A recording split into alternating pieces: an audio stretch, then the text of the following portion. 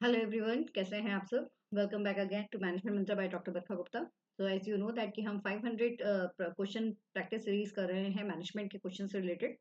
तो आज के जो क्वेश्चंस हैं वो बेसिकली जो हैं वो डिपेंड करते हैं आपकी थिंकिंग पावर पर कि आप कितने अच्छे से मैचिंग को है वो कर सकते हैं। तो आज के जो क्वेश्चन है वो बेसिकली मैचिंग वाले क्वेश्चंस हैं। तो चलिए देखते हैं कि क्या है आज के क्वेश्चंस।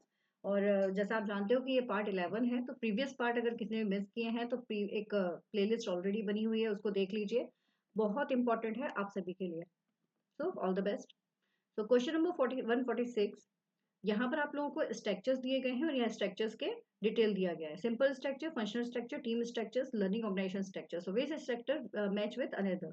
तो ये आपको यहाँ पर बताना है। तो बस आपको क्या करना है ना, द फंडा इज दैट कि आपको यहाँ पर क्वेश्चंस को पढ़ना है, या फिर आप क्या कर सकते हैं ना, यहाँ से पढ़ के आप अंदाजा लगा सकते हैं कि ये स्ट्रक्चर कौन सा होना चाहिए और फिर आप उसको मैच कर सकते हैं। The right answer is A guys. इसका जो सही आंसर है that is the A. Simple structure, it is an organisation design with low departmentation. देखो ये यहाँ पर कीवर्ड्स है, low departmentation, wide span of control and the little formalisation. तो this is the simple one. ठीक है। इसके बाद हम देखें, it is an organisation design that groups similar occupations specialities together. Similar occupations को किसमें स्पेशलाइज किया जाता है? तो ये होता है फंक्शनल, तभी तो आप एक जैसे से काम को एक उसमें कर पाएंगे। A structure in which entire organization is made up for work group में डिवाइड कर दिया गया है। तो किसको किया जाता है? टीम स्ट्रक्चर बना दिया गया है। वर्क ग्रुप यानी कि टीम, कि भाई तुम्हारा काम है डिजाइनिंग, तुम्हारा काम है planning. Structures that support the organization capacity to continuously adopt the change, so that is for the learning organization structure. Okay, चलिए next question. Again the matching. Entrepreneurs के यहाँ पर टाइप्स दिए गए हैं और यहाँ पर फीचर्स दिया गया है इंटरप्रेन्योरियल कॉम्पिटेंसीज के बेसिस पर। तो ये टाइप है आपके पैसेंजर, स्टार आइडल, डेडवुड और मेरन। तो क्या लगता है कौन कौन से इसके यहाँ पर जो है वो कॉम्पिटेंसीज हो सकती हैं? The right answer is B guys. इसका जो सही आंसर है दैट इज द बी, है ना। पैसेंजर, पैसेंजर आपका कौन सा हो जाएगा? वो no ability to do and will to do. ठीक है। स्टार और आइडियल यानी कि कहीं ना कहीं ये बहुत अच्छा काम करने वाला होगा। तो यानी ये पर्सन कौन सा हो जाएगा? Ability to do and will to do, है ना। ये करता ही है, इसके अंदर है भी है और ये कर भी जाएगा। डेडवुड कौन सा हो जाएगा? Deadwood no ability to do, no will to do. मतलब ये ऐसा है कि ना तो है एबिलिटी और ना ही वो कर सकता है। और मे रन आपका कौन सा हो जाएगा? That is the ability to do, no will to do. मतलब इसके अंदर ना तो लाइक एबिलिटी तो है लेकिन वो करता नहीं है। मतलब मे बी वो कर सके, ये तो नहीं कर सके, वाला फंडा यहाँ पर वर्क करेगा। ठीक है। इसमें सीधा सा फंडा है कि क्या कर सकता है क्या नहीं कर सकता है, उसके ऊपर यहाँ पर आपसे बताया गया है। नेक्स्ट क्वेश्चन है आपका again career planning, career development, career management, human resource planning. ये बहुत इंपॉर्टेंट है क्योंकि इससे रिलेटेड क्वेश्चंस ना एग्जाम्स में बहुत पूछे जाते हैं। तो इसको अच्छे से पढ़कर आप लोगों को आंसर करना है। वीडियो को पॉज करिए, पढ़िए, पढ़कर आंसर करिए, उसके बाद फिर आंसर देखिए। The right answer is B. इसका जो सही आंसर है दैट इज द बी। ठीक है। अब यहाँ पर क्या बोला जा रहा है? A process whereby individual set careers goals, identify means to achieve them, है ना। करियर्स के गोल्स को डिसाइड करना और उनको कैसे अचीव करना है उसके लिए वर्क करना है। तो ये सब कब होता है? जब आप किसी चीज की प्लानिंग करते हैं। तो this is the career planning. और अगर आपने नोटिस किया हो कि इसको देख के अलग ही समझ में आ रहा है कि it is related to the career planning, तो इसी से आप अंदाजा लगा सकते हो कि ए का वन जो है वो सिर्फ एक ही में दिया हुआ है। ठीक है। फिर करियर डेवलपमेंट की अगर हम बात करें तो क्या होगा? It refers to the formal approach used by the firms ensure that people with the proper qualification and experience with available with the needed. जब जरूरत हो तो वो उसको वो हमारे लिए अवेलेबल हो। ऐसी सिचुएशन कब होती है? जब हम डेवलपमेंट की बात करते हैं। ठीक है। A process of enabling employees to better understand and develop their skills and interest and use them interest for organizations and self। खुद के लिए और ऑर्गेनाइजेशंस के लिए उनकी स्किल्स को सही तरीके से यूज किया जाए। ऐसा कब होता है? जब मैनेजमेंट हो रहा है ना। खुद का भी यूज हो रहा है और उसका भी यूज हो रहा है, तो दैट इज ऑर्गेनाइजेशन के लिए भी हो रहा है, तो that is the management. And the last one, the process of analyzing and identifying the need and ability of human resource so the organizations meet the objective, that is the organizations resource planning, वो clearly mention हो रहा है. Next है who pay the lay off compensation to the workman. Workman को lay of का compensation कौन provide करता है? ले ऑफ क्या होता है ये आप मुझे कमेंट बॉक्स में लिखकर जरूर बताना, बहुत ही इंपॉर्टेंट टर्म है. The answer is employer. कौन प्रोवाइड करेगा? एम्प्लॉयर प्रोवाइड करता है. नेक्स्ट है आपका which one of the following is consider as the threat to database and DBMS. DBMS और डेटाबेस के लिए इसमें डर क्या है? Firewall, insertions of virus, unauthorised access and log of system failure. आपसे यहाँ पर डर पूछा गया है ना? तो डर क्यों आपको बताना है कि सबसे इंपॉर्टेंट क्या है जो डेटाबेस और उसको जब हम लेकर आते हैं तो वहां इस डर की वजह से हमको प्रॉब्लम हो सकती है. The right answer is C. इसका जो आंसर है that is the unauthorised access. ये सबसे बड़ा फंडा है जिसकी वजह से प्रॉब्लम्स क्रिएट हो सकती हैं. नेक्स्ट है the following are the two statements. यहाँ पर आपको प्रोबेबिलिटी डिस्ट्रीब्यूशन से रिलेटेड दो स्टेटमेंट्स दिए गए हैं. स्टेटमेंट वन कहता है when P and Q are equal in the binomial distributions, the shape of the distribution is perfectly symmetrical irrespective of the size of n. ठीक है, जब P और Q इक्वल होते हैं तो बाइनोमियल डिस्ट्रीब्यूशंस में जो शेप आता है डिस्ट्रीब्यूशंस का, वो सिमेट्रिकल होता है. सिमेट्रिकल का मतलब आप लोग जानते ही होंगे, कुछ इस तरह से. Statement two the mean and variance of the Poisson distribution are not equal. जो मीन और वेरियांस होते हैं पॉइजन डिस्ट्रीब्यूशंस के वो इक्वल नहीं होते हैं, ये बोला गया है. तो अगर आप लोगों ने मेरी प्रोबेबिलिटी डिस्ट्रीब्यूशन की क्लास अच्छे से अटेंड की होगी तो इन क्वेश्चंस को तो चुटकियों में आप लोग कर जाओगे. The right answer is A guys. इसका जो सही आंसर है वो है ए. क्योंकि दैट इज ट्रू कि पी एंड क्यू जो है वो इक्वल होते हैं बाइनोमियल डिस्ट्रीब्यूशंस में. बट अगर हम यहाँ पर देखें ना स्टेटमेंट टू मीन और वेरियांस पॉइजन डिस्ट्रीब्यूशन में नॉट इक्वल, ये गलत है क्योंकि ये इक्वल होते हैं. ये देखिए mean equal to mu equal to m और वेरियांस इक्वल टू आपका यहाँ पर ये आया है.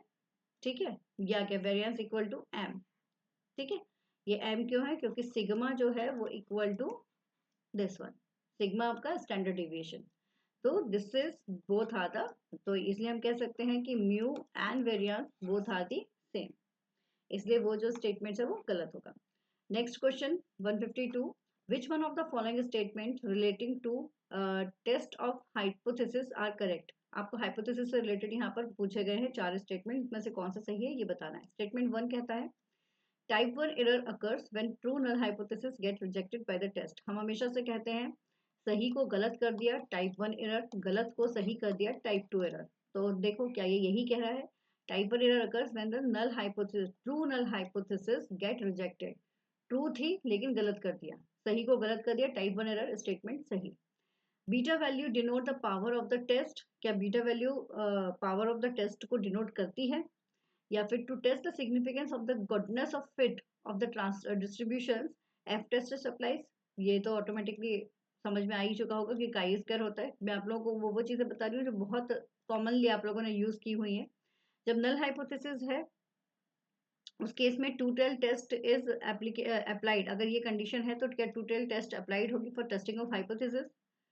या फिर critical value of Z statistics for two tail test is 5%, level of significance is 1.96. The right answer is A guys. ये आपको पता ही है इसका जो वैल्यू होता है that is the 1.96. तो ये दो स्टेटमेंट जो है वो आपके सही हैं, बाकी स्टेटमेंट गलत हैं. नेक्स्ट क्वेश्चन है match the following items again. तो यहाँ पर Cadbury committee, clause 49 of listing agreement, minimum number of specialized board meeting in a year और whistle blowing. कौन सा यहाँ पर क्या है ये आपसे पूछा जा रहा है. ठीक है, तो बिल्कुल सिंपल सा क्वेश्चन है, बस आपको चीजें पता होनी चाहिए. द राइट आंसर इज ए. इसका सही आंसर है दिस वन, कैडबरी कमिटी. ये आपकी सेबी रेगुलेशन से रिलेटेड है. क्लॉज 49 ऑफ लिस्टिंग एग्रीमेंट ये किस में है आपका? This is the code of best practice. Minimum number of specialised board meeting in the year, इसके बारे में जब आपसे बात की जा रही है तो this is related to the ethics. And whistle blowing this is related to the company act 2013. ठीक है,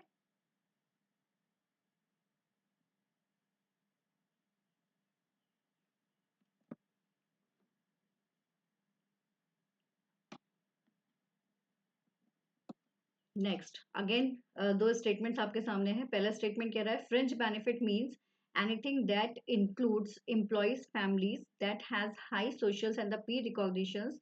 They include the health security retirements benefits offered to the full time employees. Fringe benefits का मतलब हो गया कि हर एक चीज जो एम्प्लॉयज की फैमिलीज को दी जाती है, हाई सोशल और पीर रिकॉग्निशन दिया जाता है, इसमें हेल्थ सिक्योरिटी रिटायरमेंट बेनिफिट सब कुछ जो है वो मौजूद होता है। तो ये तो हमें पता ही है कि यस फ्रिंज बेनिफिट में ये सारी चीजें होती है। तो हम कह सकते हैं कि हाँ स्टेटमेंट वन तो ऑलमोस्ट सही ही है। अब स्टेटमेंट टू कह रहा है fringe benefit aim at increasing the economic security of employees and are always non taxable in nature. यहाँ पर मुझे थोड़ा सा डाउट हो गया। ठीक है, so the right answer is ए। इसका जो सही आंसर है that is the A one. Statement one is correct but statement two is incorrect. वही मैंने कहा था ना, डाउट हो गया। तो देखो ये तो सही है, और ये जो होता है वो टैक्सेबल होता है, इसलिए मतलब पूरे जगह नॉन टैक्सेबल होता है, इट्स नॉट ट्रू वन, तो इसलिए ये स्टेटमेंट्स आपका गलत होगा।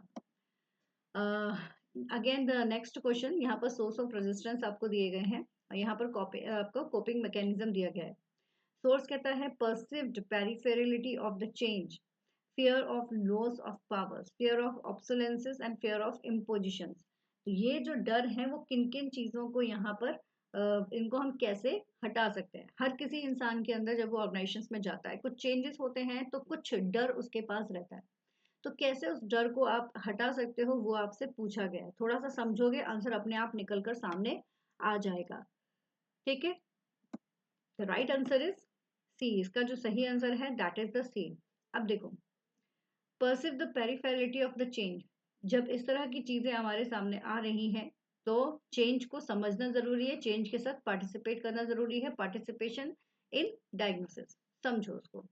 Fear of loss of power, आप यहाँ पर डर है कि आपकी पावर आपसे छिन जाएगी, उसका आपको डर है। तो इस केस में क्या करोगे आप, रोल को रीडिफाइंड करके रीओरिएंटेशन कर दिया जाए तो वो डर आपका खत्म हो सकता है। क्यों? क्योंकि आप अब बेटरमेंट की तरफ चले जाएंगे। फियर ऑफ ऑब्सोलेंसेस, जो रुकावटें आ रही हैं उसका डर। तो अगर आप अपने अंदर स्किल्स डेवलप कर लोगे तो कोई भी रुकावटें आपके ऊपर भारी नहीं पड़ेगी। एंड फियर ऑफ इम्पोजिशंस, कि आपकी पोजीशन से आपको हटा दिया जाएगा या पोजीशंस नहीं मिलेगी। तो पार्टिसिपेशन और इन्वॉल्वमेंट रखोगे तो आपका जो वजूद है वो बरकरार रहेगा, वही यहाँ पर बताया गया है। तो आज के लिए इतना ही गाइस। तो for this is for all for today. Video पसंद आए तो लाइक शेयर सब्सक्राइब करना बिल्कुल मत भूलिएगा, और कंटिन्यू जो है वो अपनी प्रैक्टिस करते रहिए, ये बहुत इंपॉर्टेंट है। आज एक जो सेशन है वो थोड़ा छोटा रहा है, बट नेक्स्ट सेशन जो होगा वो हमारा 15 क्वेश्चन अगेन आएंगे, उनको भी जरूर करिएगा, बहुत इंपॉर्टेंट है। All the best, take care.